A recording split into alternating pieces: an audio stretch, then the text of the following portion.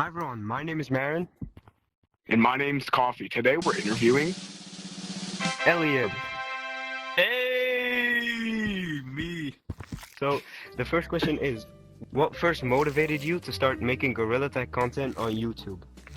Well, I've always been... I've always wanted to be a YouTuber. It was always the dream. I used to, before Gorilla Tag, before I knew what it was, I made like funny moments with my friends. I just learned how to edit on Premiere Pro. And I played like Minecraft and Roblox, Fortnite, whatever a normal kid who's like 10 would play. But the issue with those games is there's too much competition on videos. Yeah. Like I make a YouTube video, it's not gonna get any attention. Like I thought it's just like, it's like putting sand in the desert, you know? It's like no one cares about a little 10-year-old kid's YouTube video. Okay. But I had learned how to edit from just making those joke videos that I didn't really post. I just showed to my friends. And then my grandma got a VR headset for Christmas. I ended up stealing it from her and going on TikTok and looking up like the best VR games to play. And I found Gorilla Tag from there, and I started playing it, and I instantly just fell in love with it. And then that was like kind of the game I noticed, and I was like, this has potential. Like I'm not just it's not a huge competition for me on this game. Yeah. That's how I started. Okay. Yeah, I agree. At what point did you realize your channel's actually starting to take off? Like, what point did you realize? My first video, very lucky. I that's all I can call it really. It was not a very good video, but yeah, it was different, and it was what I wanted unique. to see because no one had made voice trolling videos yet at that time. It was very limited. I was the first one to do kid voice trolling, and so that was the video I did. And then 1 month after that, it had like 20,000 views, which in today's day and age, that's like nothing. But back then, that was like VMT, J-Man Curly, like where y'all at? Like we gotta like link up for a collab video. Like that was crazy for OGG Tag. So Yeah. that was really cool. I saw that, and then it just kind of motivated me even more to keep going. So I did like girl voice trolling after that. I tried to like make a series out of it. And then, yeah, they just kept doing better, and so that was kind of how I ended up here. I just kept making. Has Gorilla Tag changed your career goals, or what do you want, or what you want to do long term? Well, it gave me a purpose, you know. Like before, I didn't have any game that I wanted to make. There's no other game more connecting than Gorilla Tag in the way as like Dream Manhunts are cool, sure, but that dude isn't like physically exerted from playing Minecraft. Like he's not literally panting while he's running from people. And that's what's so special about Gorilla Tag is you can hear how tired someone actually is. They're genuinely tired in real life. There's no Like other through game the like mic. that, so exactly. So that's what's so special about Gorilla Tag to me. It's so immersive in a way that just can't be matched with other games. Yeah, I agree. What was the most unexpected thing that's happened to you from your YouTube success so far? Everything, just being here, you know. It's all very like there's no accident for sure. Everything just worked out, you know. What has been the most rewarding moment of your entire YouTube journey so far?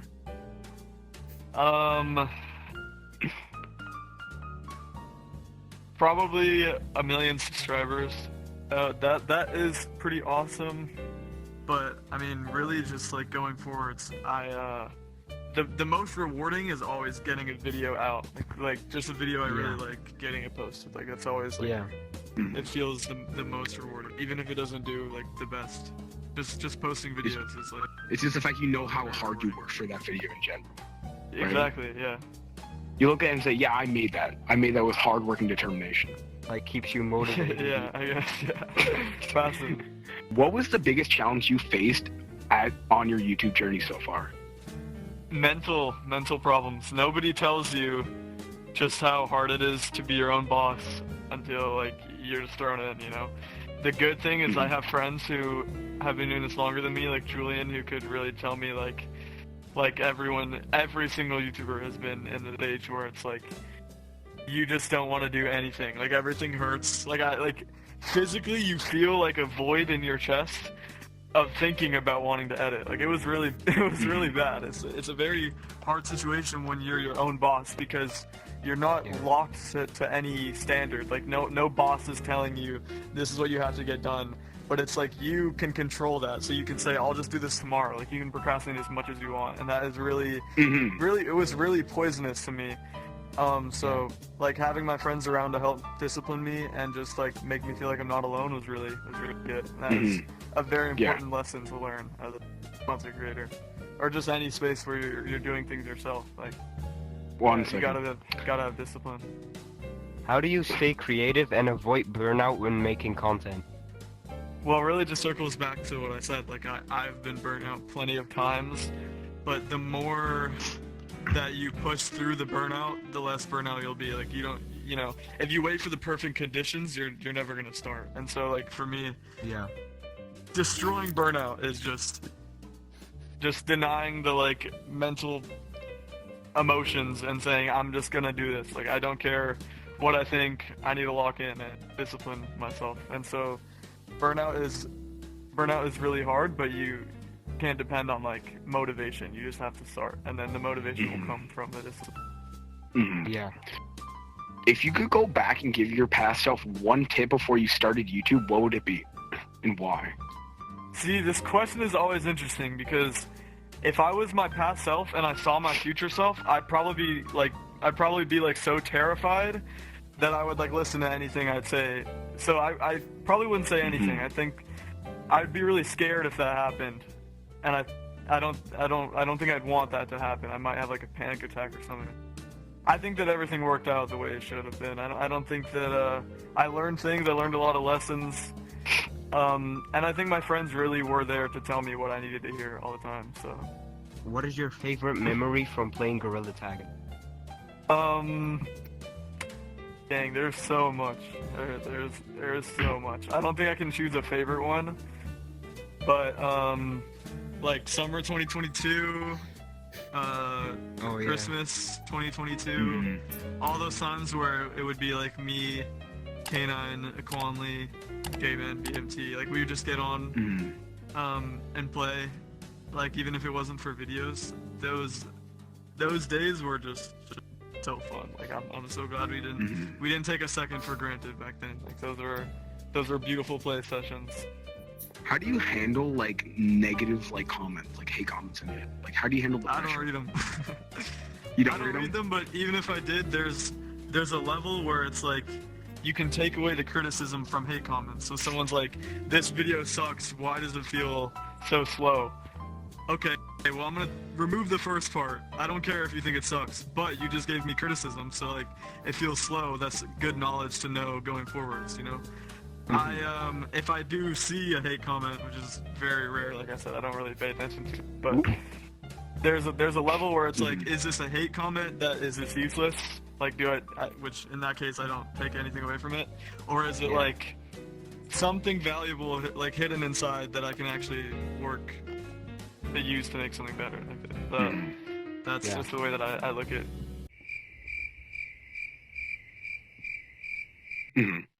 Oh my god, bro. Oh, hell no, man. What skills have you learned through YouTube that you didn't expect you'd be learning? Or you never expected? Just everything, man. Like everything. Everything in general? Everything that comes with being a YouTuber. Like it's a lot. It is a lot. Sound design is one of my more favorite things. I enjoy doing sound design. Yeah, sound design is like, it doesn't sound like it'd be like a big part about making videos, but it's like the part. Like what really brings a video together is the sound design. That is super fun. I love doing like unique things and just trying stuff that's new with the sound design. Trying stuff you don't know how it would go, but if it works, it works, and you can add it to your style. Yeah, exactly. It's all about experimenting. Yeah. What advice would you give to someone who wants to start Gorilla Tag content today? You have to be unique. When I started, the ideas were they weren't watered down at all. Like I said, like I was the first one to do little kid voice trolling. So the vision from now compared to when I started is very different. Like now that I assume that would not work as well as it did when I did it, because it's so watered down. You know, everyone's done that video. It's been done 1,000 times. So the thing that will drive a brand new channel like it did with mine is you have to come out unique. You have to come and don't be copying anybody else. Unique idea, unique style, and just do what you love and what you're passionate about, and make something that you would watch and you enjoy. And really, as long as you have fun with it, then that's like the greatest tip. Yeah. If Gorilla Tag disappeared tomorrow, what kind of content would you make? I have no idea, but probably something more in the realm of like the internet as a whole. Like Yikes has a few videos where it's like he takes something in the internet, like a dead website or like faking Sora videos, like stuff like that is super funny. And I like things that are easy to tell a story with. So yeah, I think that is pretty good. It's a very grand scheme with just the internet as a whole, like videos like that. Looking back, how has this journey changed you as a person?